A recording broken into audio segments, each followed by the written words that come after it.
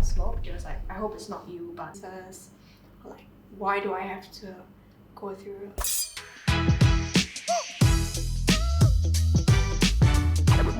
Hey guys, welcome back to another episode at Supreme Media. Okay, today we're gonna do a heart-to-heart episode with my dear friend here. Her name is Charlene. Okay, yeah, I'm gonna ask her some questions because she has been through some tough times. Can I say it? Yes. Yeah. So yeah, can you tell us more about yourself? My name is Charlene. I'm a Singaporean. I have lived in Australia for almost 7 years. I left when I was 17, so I'm almost 24 now. What? You're not my age then? I'm almost 24. Oh jeez. Okay. So I'm 24 this year. I'm 23 this year. Okay, fine. Then yeah, I'm forgiven.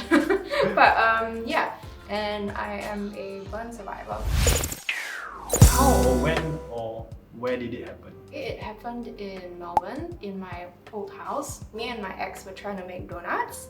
So we had a whole pot of oil like boiling at maximum heat.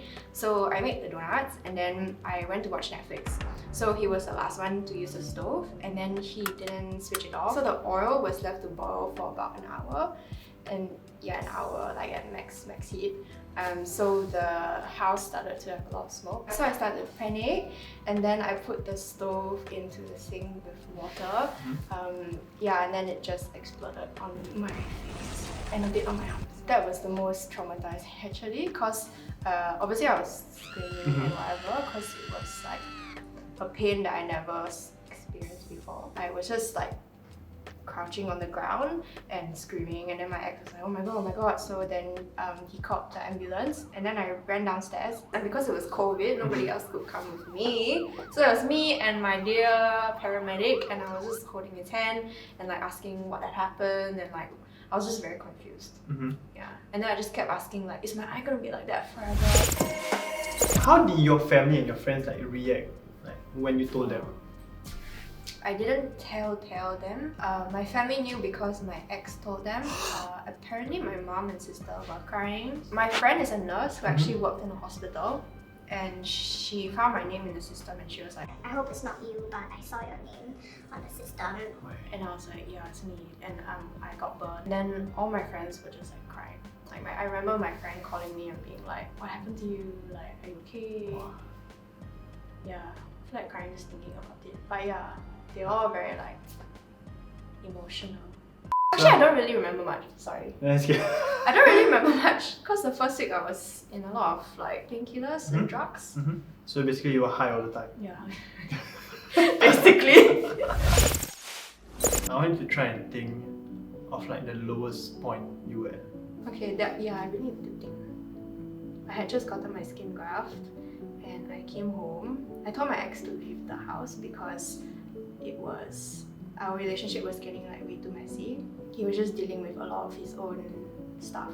And then I called him and I said, are you sure that you want our relationship to be over? It really just hit me and I had to, I moved out of my home. I took my dog with me. I couldn't cope with my accident. I couldn't cope with like the trauma. I couldn't cope with accepting my skin. I really cried. yeah, and I remember like waking up sometimes and like feeling like somebody was like strangling me because of this mask also. I wasn't used to it. Yeah, and I was very frustrated because I was like, why doesn't anyone know anything? Like, why can't anyone give me answers? Like, why do I have to go through a breakup now out of all times? Yeah. I would say that was one of my lowest points. Yeah. Because my mascara. Cannot. It's good. Okay. Your time, breathe. You have to go through like plastic surgery, right? Yes. So what kind of plastic surgery you have to do? Okay, so skin grafts are actually classified as plastic surgery also. My skin was debrided. They call it debridement, which I think just taking the dead skin off. So they scrubbed it off. So what? Layer by layer? I don't know whether layer by layer, but they scrubbed it off. I'm asleep in that procedure. Okay. So then they shave half my head. So actually I only have half head of hair. And that's a donor side. And then they took the top layer, I think, of the healthy skin here, and then basically cut and paste. Just paste on, not paste, but they will stitch it on my face. That's why I have to wear this thing, because it encourages the scar to flatten. Oh, okay, I see, I understand. Yeah. Okay, so it forces the skin to be like flattened on your face. Yeah, but it just really sucks wearing it. Why? Because it's very hot and like very tight. I can't speak properly. Like, what if it itches on your face? oh my god, it itches a lot. Like the first 2 months, right? Wow, really. Yeah, you just scratch. How sad. And my daughter better not watch this. You'll kill me.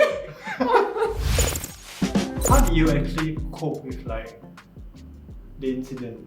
How do you cope with yourself to like keep on being, you know, motivational, like positive? I think that there's nothing wrong with like not being positive sometimes. So if I'm feeling really, really down, I'll just acknowledge it and like, yeah, like my feelings are valid. I meditate as a tool to like sort of just observe my thoughts, acknowledge them. I'll talk to my thoughts. I'll be like, yeah, I know that, you know, you're in pain, you feel afraid. Like I'm with you. Like I'll talk to myself.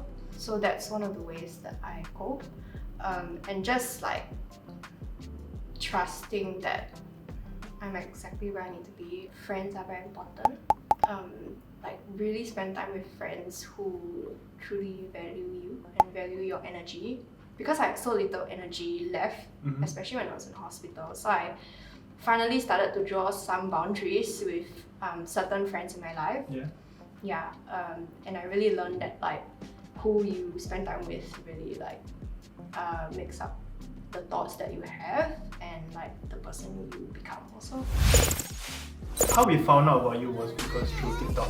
She found you. Oh my god, I can't believe it. Then she told us the idea of like you actually came out on like telling a story on TikTok. Yeah. Like, how do you like come up with the courage to like, come out on TikTok? The idea came to me when I was like in my hospital bed, and then I was searching through the internet or social media, being like, can I find someone who's like me, who got burned and got skin grafts as well, who is also Asian? Couldn't find anyone. So I was like, if no one is gonna do it, I'll be the first to do it. I want someone who has gotten burned, who is like me also, to look at my pictures and my story and be like, oh, okay, so this is how the process goes. Like, oh, okay, maybe there's hope for my recovery sort of thing. Because I remember being very confused. I was like, what the heck is a skin graft? Like what's this? Like, what is laser? Like, how does laser work? You know, like, what are steroid injections? Like, why do I need to get 20 in one go? Yeah. Okay, so thank you so much for watching. It has been me and Charlene, okay, on her, you know, incident, and I can tell you that you're strong. Okay, I'm gonna tell you that, and I want to tell you that you're strong, you're beautiful, and you should know that. Okay. Thank you. Stay strong. Okay, I know you're gonna go through a lot of things, but you know what? Stay strong. You know you're beautiful. Just know that. Okay, thank you. You got this. Okay. So yeah, thank you so much for watching. It's been me, Daniel, and Charlene. Okay, it has been in Heart to Heart, and I will see you guys again soon. Ciao, bye. Bye. And then after the laser, I was like, okay, no, I go, let me go to sleep.